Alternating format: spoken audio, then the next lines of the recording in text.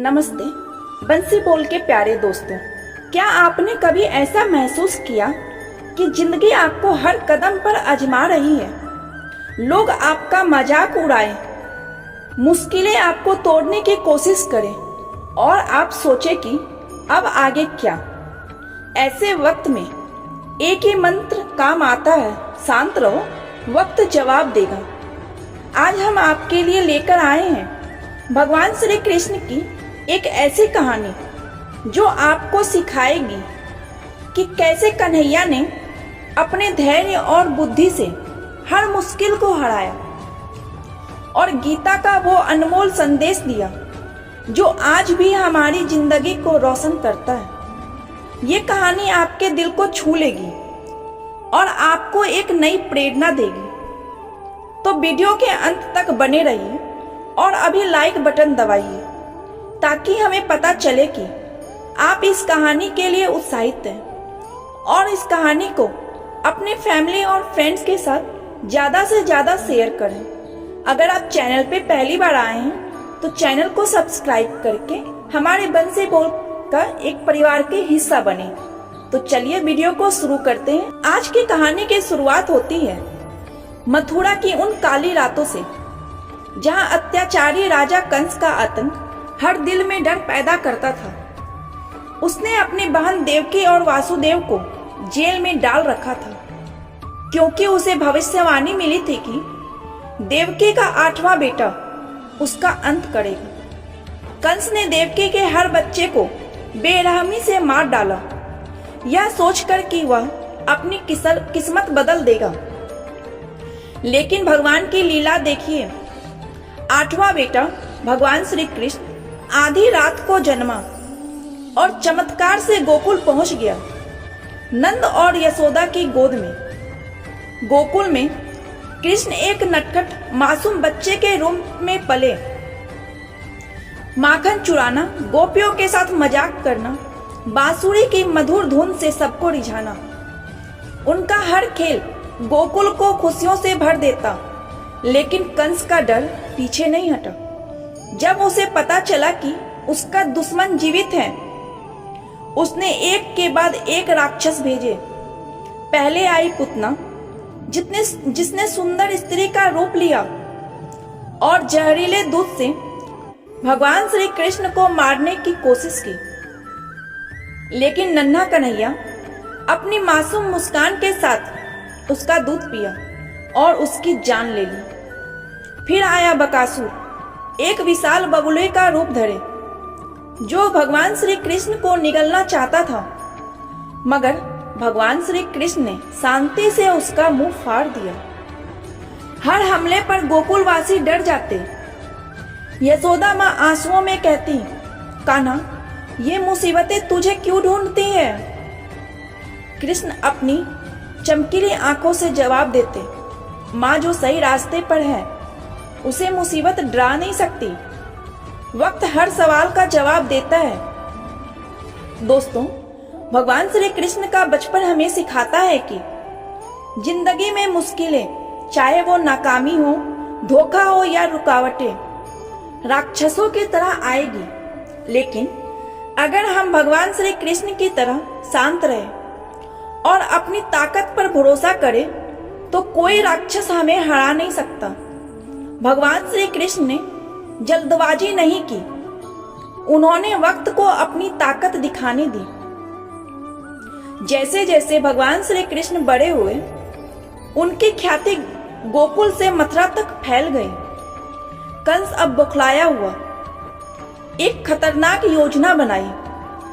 उसने भगवान श्री कृष्ण को और बलराम को मथुरा बुलाया ताकि अपने सबसे ताकतवर पहलवानों चाणूर और मुष्टिक के हाथों उनकी हत्या करवा सके। कंस ने अपने दूत अक्रूर को गोकुल भेजा, यह सोचकर कि भगवान श्री कृष्ण डर जाएंगे या उसके जाल में फंस जाएंगे। अक्रूर ने गोकुल पहुंचकर भगवान श्री कृष्ण को चेताया, कंस का बुलावा मौत का न्योता है। उसके पहलवान राक्षसों जैसे हैं और उसकी सेना तैयार है। भगवान श्री कृष्ण ने शांत मुस्कान के साथ कहा, अक्रूर जी, बुरा वक्त वही लाता है जो अच्छे वक्त की राह खोलता है। मैं मथुरा चलूंगा क्योंकि वक्त मुझे बुला रहा है। जब भगवान श्री कृष्ण और बलराम मथुरा पहुंचे, शहर में सनसनी फैल गई। कुछ लोग भगवान श्री कृष्ण को भगवान मानकर उनके दर्शन को दौड़े, तो कुछ जो कंस के वफादार थे उनका मजाक उड़ाने लगे। ये माखन चोर, ये गाय चराने वाला कंस जैसे राजा को क्या टक्कर देगा। कुछ ने हंसते हुए कहा, देखो इसके सिर पर मोर पंख और कपड़े कितने सादे, ये तो पहलवानों के सामने पल भर भी नहीं टिकेगा। कंस के दरबारी चिल्लाए, गायों के पास लौट जाओ लड़के, वरना मिट्टी में मिल जाओगे। बलराम गुस्से से लाल हो गए, भीड़ को सबक सिखाने को तैयार। लेकिन भगवान श्री कृष्ण ने उनके कंधे पर हाथ रखकर कहा, भैया, ताने उनका हथियार है, हमारा हथियार है धैर्य। आज ये हंस ले, कल यही लोग हमारी जय जयकार करेंगे। तो दोस्तों, भगवान श्री कृष्ण हमें सिखाते हैं कि आलोचना से गुस्सा होना हमें कमजोर करता है। अपने मकसद पर ध्यान दो और अपने काम से अपनी कीमत साबित करो। भगवान श्री कृष्ण ने तानों का जवाब शब्दों से नहीं, बल्कि सही वक्त पर कर्म से दिया। महायुद्ध का दिन आ गया। मथुरा के विशाल रंगशाला में दर्शकों को हुजूम था। कंस अपने सुनहरे सिंहासन पर बैठा मुस्कुराता हुआ, क्योंकि उसके पहलवान चाणूर और मुष्टिक पहाड़ जैसे विशाल, लोहे जैसे ताकतवर रिंग में खड़े थे। भगवान श्री कृष्ण और बलराम जवान और पतले दुबले उनके सामने छोटे लग रहे थे। भीड़ में लोग फुसफुसाए, ये ग्वाले तो मर जाएंगे। कंस खड़ा हुआ और जोर से हंसते हुए बोला, कृष्ण, तूने गोकुल में बांसुरी बजाकर गोपियों को रिझाया, अब यहाँ अपनी जान बचाकर हमें हंसने का मौका दे। अगर बचा तो भीड़ ठहाके मारकर हंसी। लेकिन भगवान श्री कृष्ण शांत और आत्मविश्वास से भरे रंगशाला में उतरे। उन्होंने भीड़ को प्रणाम किया और कहा, राजन, हर खेल का अंत होता है। आज वक्त फैसला करेगा कि जीत किसकी होगी। लड़ाई शुरू हुई। चाणूर ने भगवान श्री कृष्ण पर हमला किया। उसकी मुट्ठियां हथौड़ों की तरह थी, लेकिन भगवान श्री कृष्ण मोर की तरह नाचते हुए हर वार से बच गए। अचानक भगवान श्री कृष्ण ने छलांग लगाई और चाणूर का हाथ पकड़ा और उसे इतनी जोर से जमीन पर पटका कि वह फिर कभी नहीं उठा। दूसरी ओर बलराम ने मुष्टिक को आसानी से हरा दिया। रंगशाला में पहले सन्नाटा छाया, फिर जय श्री कृष्णा के नारे गूंजने लगे। जो लोग भगवान श्री कृष्ण को कमजोर समझ रहे थे, वे अब उनके सामने सिर झुकाने लगे। दोस्तों, भगवान श्री कृष्ण की जीत सिर्फ ताकत की नहीं, बल्कि सही समय और धैर्य की थी। उन्होंने ना घमंड किया, ना उकसावे में आए। जब तुम धैर्य और एकाग्रता के साथ चलते हो, तो वक्त तुम्हारे आलोचकों को तुम्हारा प्रशंसक बना देता है। कंस अब घबरा गया। उसने अपनी सेना को हमला करने का आदेश दिया, लेकिन भगवान श्री कृष्ण ने एक ही छलांग में उसके सिंहासन तक पहुंच गए। कंस ने तलवार उठाई और चिल्लाते हुए कहा, कृष्ण, तू मुझे नहीं मार सकता। भगवान श्री कृष्ण ने शांति से जवाब दिया, कंस, तूने अपने कर्मों से अपनी तकदीर लिखी। जो गलत करता है उसका अंत वक्त ही करता है। कुछ ही पलों में भगवान श्री कृष्ण ने कंस को परास्त कर दिया और मथुरा की जनता जो सालों से कंस के जुल्मों से त्रस्त थी, अब भगवान श्री कृष्ण की जय जयकार करने लगी। भविष्यवाणी सच हुई। भगवान श्री कृष्ण के धैर्य और सत्य के रास्ते से भगवान श्री कृष्ण की कंस पर जीत हमें बताती है कि गलत रास्ता भले ही कुछ देर जीतता दिखे, लेकिन सत्य और धैर्य के साथ चलने वाला हमेशा जीतता है। भगवान श्री कृष्ण ने मथुरा को आजाद कराया, लेकिन उनकी सबसे बड़ी देन थी गीता का संदेश, जो उन्होंने बाद में अर्जुन को दिया। यह संदेश हमें इस कहानी से भी जुड़ा है।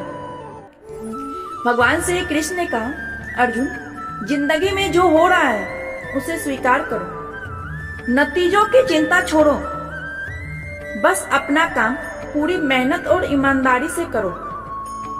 अगर तुम सही रास्ते पर हो तो वक्त तुम्हें जरूर इनाम देगा। गुस्सा, जलन या जल्दबाजी तुम्हें कमजोर बनाती है।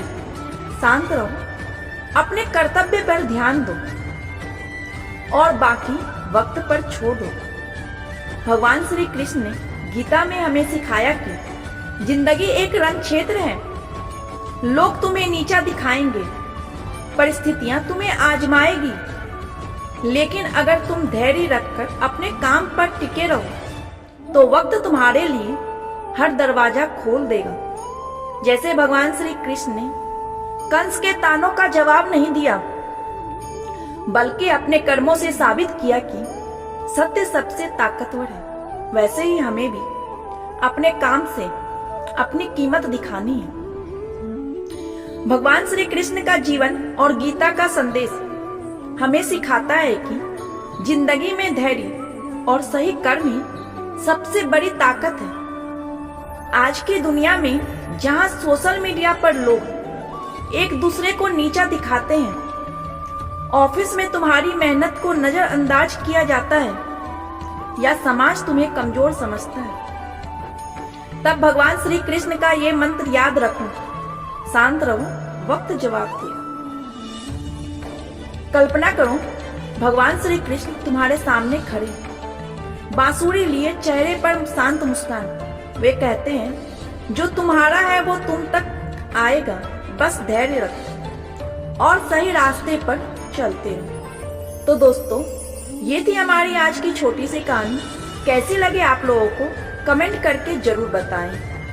अगर वीडियो अच्छी लगी हो तो प्लीज एक लाइक कर दें।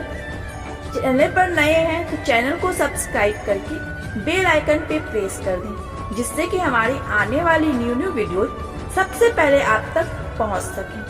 और कमेंट बॉक्स में बताएं कि आपके जीवन में ऐसा कौन सा पल था जब धैर्य ने आपको जीत दिलाई, या गीता का कौन सा संदेश आपको प्रेरित करता है। कमेंट करके जरूर बताएं। मिलती हूँ इसी तरह फिर किसी न्यू वीडियो में, किसी न्यू प्रेरक कहानी के साथ। तब तक के लिए जय श्री कृष्ण, राधे राधे।